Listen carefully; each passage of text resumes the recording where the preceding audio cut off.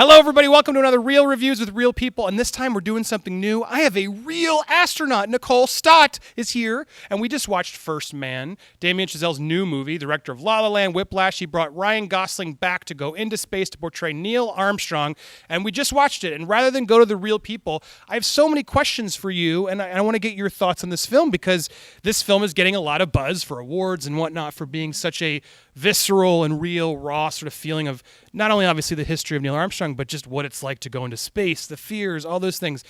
I had so many thoughts. We literally just finished the movie, but I'm curious of your initial reaction as an astronaut, as someone who I heard you've met Neil Armstrong, you've done a lot of this history.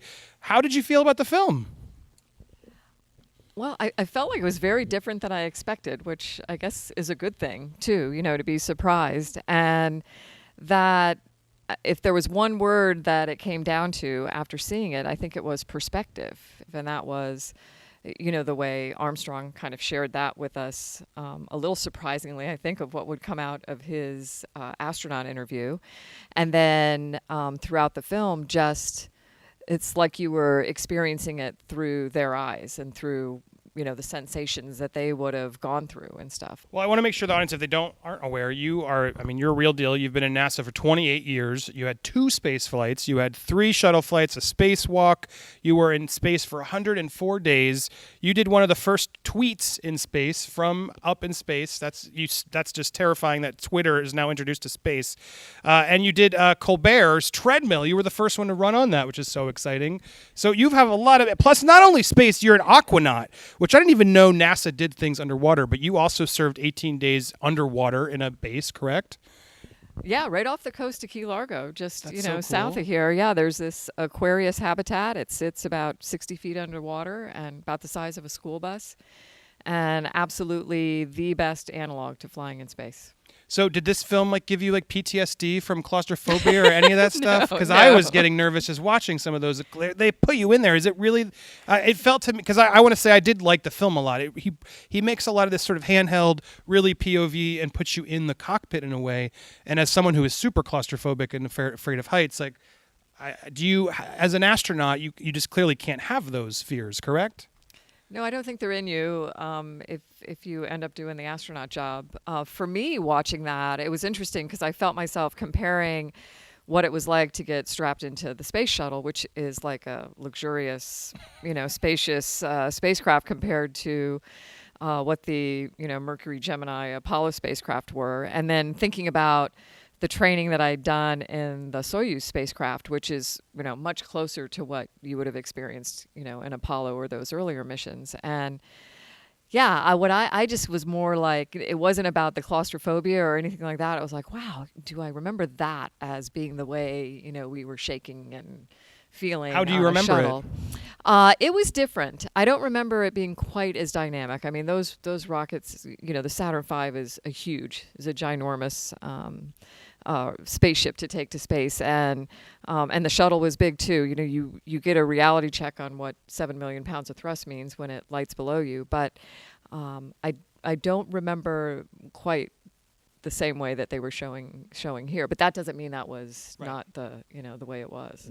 They really take you through it. And I did you like that part of it? Did you, as someone who Yeah, I like that part of it because I think it's the part that most people don't. They have kind of an imagination of what it would be like, or they go on a theme park ride and try to compare. But that comes back to that perspective thing again, is that to have that kind of almost what is your eye trying to focus on, to keep track of the mission as the crew member would be, but then watching it as somebody who's not the crew member and trying to get a sense of what it would have been like. Well, so I want to get into I have space questions from fans and from myself, but I want to review the film. Just let's get through that part of it, because you brought up perspective, which I think is good. And the perspective and the thing I took away, which I thought was really the heart of the movie, is not just sort of the scariness and sort of the wherewithal to get us to where we needed to go and do these things and take us to this next level of getting to the moon and all these things, but what these astronauts do and the risks and the dangers and the families they leave behind and all this stuff, which is really scary, and just and what they're doing sort of for the sake of education and moving us forward. Your family's here.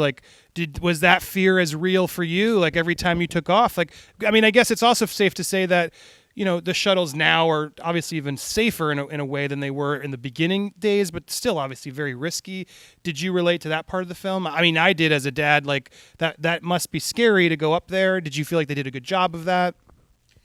I do. This was very much about human spaceflight, and so there wasn't an ignoring of the fact that there's emotions, and even though they were feeling very suppressed in a lot of ways, there's underlying emotion in all of it. And I love that you have a scene where it's the backyard hangout, and here's Neil Armstrong scooping leaves out of the pool, and then you've got at the end that, to me, which is this very kind of I don't know, kind of brought it back to the beginning where, no, he's not, he wants more fuel, but what did he bring? Never really losing the fact that there are those connections all the time. And yeah, I think we can't deny that in human spaceflight. And there is certainly risk. And that's the thing that you kind of balance with your family is, and I don't know if we want to talk to him about it or not, but I mean that there is I think when it came to fear for me, that was where the fear was. How's my family feeling about what I'm doing? What if something happens to them while I'm in space? It was not about the rocket or about the spacecraft. It was about, the human side of all those things. Right. And what's interesting about the film is, and I didn't know about Neil, I don't know how honest the timing of everything was, but the fact that the film just came out, we're going to spoil it a tad, but it's history. It's hard to spoil history. But he lost his daughter to cancer so early on, which obviously is the worst thing that can happen to a person. And so the fact that sort of becomes such an important early step of the movie drives him in a way that I think really makes you more invested, because I don't know if he's running away, if he's trying to find an answer, or whatever those reasons are. That connected me to the film in a way that I didn't expect it to. I thought it was going to be more actiony space, exploration, but we got that. But then I applaud the film, and for Gosling especially, and Claire Foy does a great job as the mother, really going through the emotions are really intense. There must be some sort of thing that's pushing you to go out there to take that risk. Yes?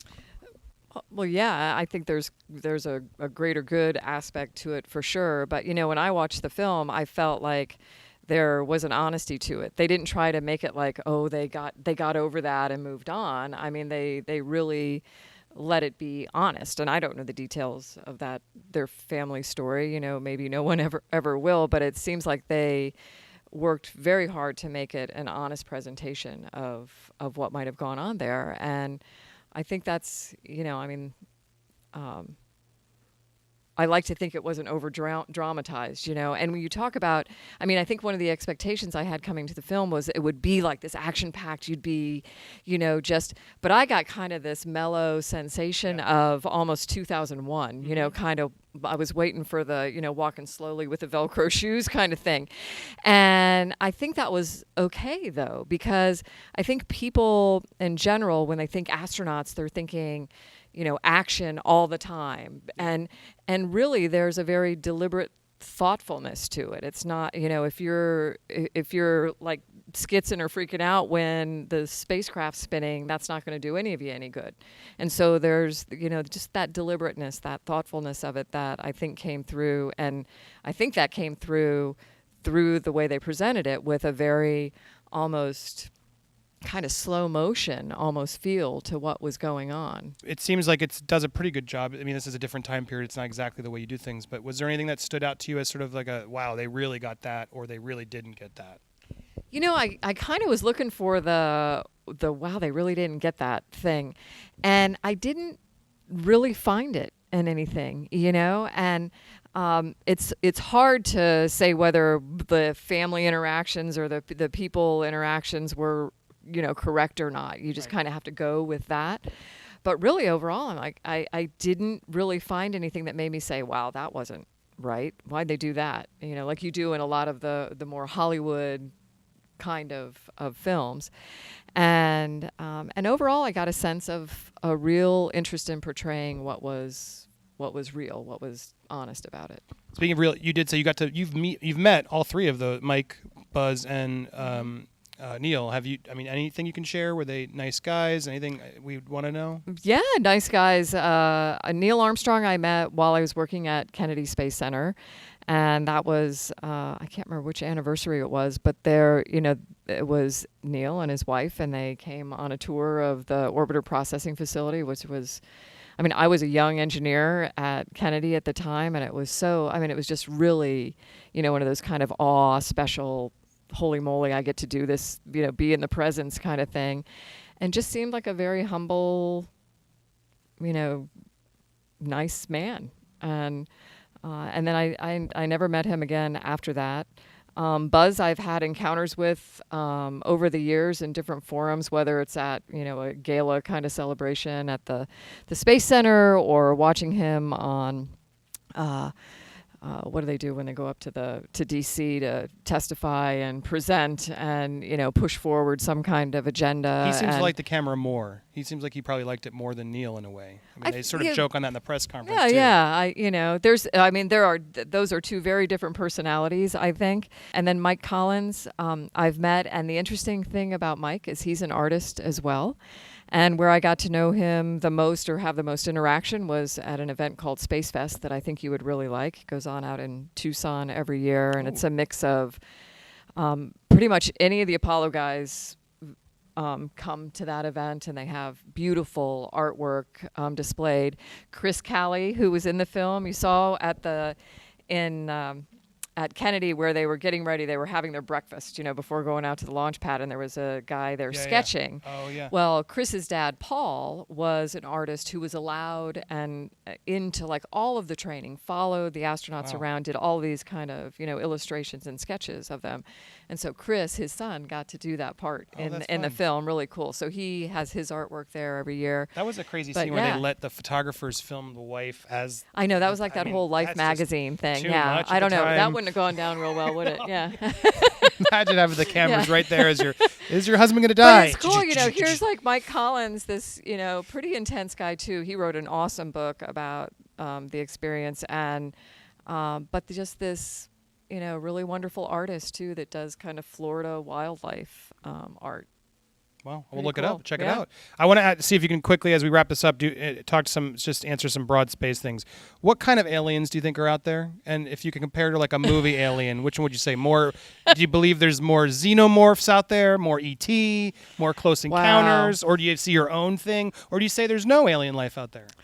No, there probably is. I think there, and it really is. We could use that whole contact analogy if we wanted to. But the thing that gets me is look at our own planet. I just had the opportunity to participate in this show that was just out with Nat Geo, the One Strange Rock series, and they take you to all these places on Earth that if you didn't know it was Earth, if you didn't go in with them saying, okay, this is Ethiopia. The acid baths of Ethiopia, where these bacteria and things live in there, we can't live there, but they live there. It's so otherworldly, and it's right here on Earth. So if that can happen here, it's got to be other places too. Do you think there are like Independence Day aliens out there that are trying to colonize us? Do you think that's realistic? I don't know. But is your Ryan as an astronaut? I'm not allowed to. Are you open to those types of ideas? I am open to those types of ideas. Yeah. Okay. Interesting. Yeah. You better be. I didn't see any. Too big. What is your favorite space movie? Oh wow. I have two. Galaxy Quest. Oh, yes. And Rocket Man. Never give up, never surrender. Wow, Rocket Man, the farting one? Yeah. Wow. Because, and I say that, and of course my husband will kill me if I don't say 2001 too, but which is, and of course you got to throw Star Trek in it too. Not as exciting as Rocket Man. But the thing about those two movies, and they're spoofy and they're funny, but I don't know, they're so human to me. And that's why, these are human beings doing, human things, even if you're in space. Well, you set up a Twitter question that has a human question I have to ask. This is a ridiculous and silly question from Brock the Sloth. Does a fart have a smell in zero gravity? Yes. He also wants to know, what would a gas planet smell like if it was actually able to be smelled? Gas, I suppose. Yeah, just a similar gas? I don't know. There you go. That was the great part of this movie, wasn't it? When they opened up the hatch and they're going down to the moon and they just cut the sound. Yeah, because there's good. Yeah, they so don't know good. that. Star Wars wouldn't happen. No. There wouldn't be those explosions and sound effects. No. No, it's a really nice dramatic moment. I like that he did that. Could an astronaut learn how to be an astronaut in, say, 1 month's training? Because he heard of some oil drillers that did that and saved the world way back. Yeah. It's an Armageddon joke. Could they do that? That was good. That was from XXOOX. Could they learn how to do it? Could an oil drigger be learned to be an astronaut in a month? Is the real question. Armageddon style. Maybe. Wow. Maybe. Very focused training. All right, there it is. It's possible. I don't know. Joshua Goldbeck wants to know, how long until mankind could colonize Mars or the moon? What do you think realistically? The moon, I think we could go back, and we should be going back really soon. Space Force, are you on board? I don't know. We already have one. We're fooling ourselves if we think we don't already have one. It's just not called that. The moon, which I'm a moon, sign me up for the moon, is where I think we should be going next, and that could happen very soon if we put our minds to it. Mars, I think lifetime, but I don't want to throw a date on that one. But possible. I mean, you think we will hit it at some point. The Earth won't be destroyed before we colonize Mars. No, and I'm not one of those dystopic, the Earth is going to be destroyed people. I think we as humanity need to get ourselves off the planet and establish ourselves in another place, because sometime along the way the sun is going to decide to suck us into its heat. But it's depressing. But I think our kids, we don't have to worry about it. That's what it's all about. The Wasted Wanderer wants to know, when going to space, what's the absolute most important item to bring? If you have to bring one item, what would you absolutely make sure you do bring? This is total utility. Your spoon. Oh, your own spoon. Your own spoon. Yeah. Yeah, your spoon. Why? Because they have dirty spoons up there. No, you never want to lose your spoon. It's like the only tool you need to eat is a spoon. Do you do other things besides eat? Do you want one of those screwdrivers on the end and have it be a multiple? You could. Yeah, it could be a multi-purpose tool. But what's the weirdest thing people don't expect when you're up in space? I mean, everyone asks. Is there something you can share that's sort of that surprised me? Oh, well, I mean, there's a lot of things that were surprising. I think one that was really cool to me was looking out the window. And the first time I saw this, I was by myself in the window and seeing a shooting star below you. Oh, wow. That was really, below I don't know you, why. Below you. Yeah, you get so used to kind of the way, and it goes back to that perspective thing, the way we think about how you're supposed to see things, And shooting star is just something you're supposed to look up and see. And I remember the first time seeing that, and I'm like, oh my gosh, what is that? And then kind of realizing what it was, and then floating down to the other module to Frank, and Frank, what was that? Oh, the shooting star, Why doesn't anybody tell you about that, And you go back and you want to see another one, and you don't until some other night passed. But, it's one of those things where you look at it, you're surprised, and you're like, wow, that's really beautiful. And then you ponder it a little more, and you're like, And I'm really glad I saw it, because that means it wasn't hitting my spaceship, and that's a good thing too. It could have, Yeah. That's scary. The other myth I heard is you can't have, because I see you have glasses, I always heard you can't have a bad eyesight to be an astronaut. Is that a myth, true or false? Right now you have to, it's this kind of the same criteria as like an Air Force pilot. Okay. So do you have to be a pilot to be an astronaut? No. Do you have to have a PhD? No. And you don't have to, you could have glasses, you get LASIK, and you could can get surgery now too. Oh, yeah. Interesting. Yeah. Yeah. Cool. There you go. I can maybe I can. No, I can't. I could never do it. I could never do that spinny thing. We were watching the spinny thing. Yeah, I never did that spinny thing. You didn't have to do the spinny thing? I didn't have to do the spinny thing. Wow, you skipped it. I do have to touch upon, there was one controversy in the film which I think is kind of silly in watching the film, because sometimes you have to actually watch the film before you be a controversy. People were upset that they didn't show the American flag being posted in the moon. When you watch the film, it's not about that in that moment. There's so much more bigger human things happening with the daughter and all those things that didn't even cross my mind, and they do make it very pro-America at the end. I mean, it seemed very silly to be hung up on that issue. I would not boycott the movie because of that issue. No, absolutely not. Absolutely not. I don't think it would have been. I think if it had been in there, people probably would have looked right past it. There would have been no could have done a montage or something, but it was. And what was more important to me was what they did, where they panned to all the. They made a point of talking about. It wasn't just people in the United States watching this happen. Yeah. This was planetary. Everybody across the globe was watching it, and it was, from the president's speech to what Armstrong says when he steps on the moon to the commentary around it afterwards and the way people responded to it. It wasn't about any one country. It was about Earthlings. Yeah, well, as an Earthling, thank you to you and your family for taking that risk and going up there for us and doing all that. I want to make sure people know where to find you and look up your stuff, and also talk about the Space for Art Foundation, which sounds like an amazing thing you've done, where you support children in hospitals and things going through troubles, and empower them with the beauty and awe of space. Can you tell me a bit about that? Yeah, it's really and through artists, which I didn't get to yeah, get. I You're mean, amazing artists. You should look up. I'll put the links in the description below to check out some of your work. Okay, yeah. Well, thank you. Yeah, this is all. I mean, we call it like it's a mission of space art and healing, and it's really, taking that inspiration of space, space-themed art projects, bringing it to kids around the world in hospitals and schools and other places, and allowing them to kind of transcend that experience they're having through a space-themed art project and get them thinking about their future, get them, thinking about space in a way that allows them to feel like they're part of something bigger than just themselves. The trouble they're going through, right? No, Yeah. Bravo to that. That sounds amazing, and thank you again for everything. I would recommend First Man. Yes, I would recommend First Very Man. good film. It's a little long, but at the same time, I think all the beats had a necessary reason to be there. Great acting, wonderful direction. I think Damien Chazelle. Had you seen La La Land or Whiplash?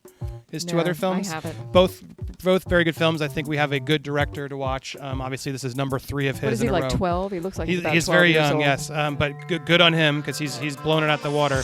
But yeah, check out the film. We both give it a thumbs up, and we will see you next week for another film. Thank you so much, Nicole. Great. Please, will you come back for another space movie? I will. Yes. Yeah. Awesome. You heard it Did here. you see the shirt? Cat going into orbit. Please subscribe. Thanks so much for watching. We'll see you next week.